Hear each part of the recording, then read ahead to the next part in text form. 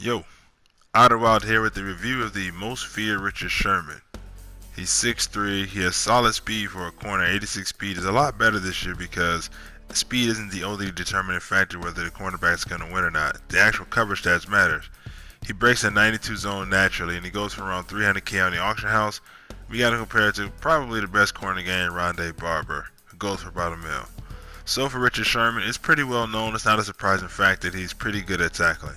He has decent hit power for a corner. He's not going to cause you a lot of fumbles, but in real life and in Madden, he's a solid tackler and he's going to be able to bring down the ball carrier. Obviously, he's not going to be taking down LeGarrette Blount and Jordan Howard if they hit him with the precise trucking moves, but most of the time you can count on him to be solid in tackling. Now, I didn't do a lot of the man coverage with Richard Sherman, even though he's pretty solid in man coverage. Obviously, you have to pair him up with a receiver who has a lower route running than his man coverage and preferably isn't faster than him. But in man coverage, he was decent. But the primarily reason you get Richard Sherman is for zone coverage, and his zone reactions are on point. I know there were some rumors swirling around that they upped the zone coverage threshold at 91. Now it wasn't the number one tier, that 95 is the number one tier. And even if that is the case, you can see that Richard Sherman reacts very well, and he reacts to passes that are deep, short, intermediate, and passes that are far away and close.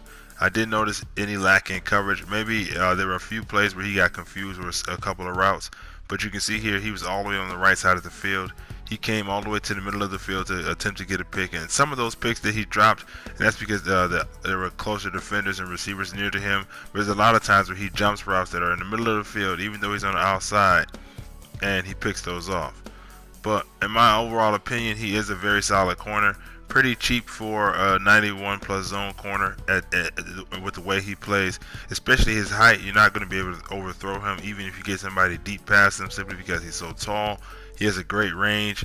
He has solid hands. He's not going to catch every interception, but he's going to be able to catch a lot of interceptions as a CPU. And if you're using him, which I did a couple times, I clicked onto him and pressed the interception button or triangle for PlayStation and Y for Xbox, and he was able to get a lot of interceptions. My overall opinion, I didn't have any problems with him as long as you know how to use him, put him in his cloud flats, put him in zone coverage. He is a pretty clutch player. This is a fourth down play where he was in a cloud flat. He came and broke on the ball that was a curl route all the way on the inside of the formation in the fourth quarter on fourth down to break the ball and to get me the ball back and help me win that game. Like I said, he's solid if you use to pick him. Overall, do I think you should get Richard Sherman? I definitely think you should get him, but probably since he's about to enrage today, his price is probably going to skyrocket. But go ahead and get him around 300K or less. That's it for this video. See you guys around next time. Peace.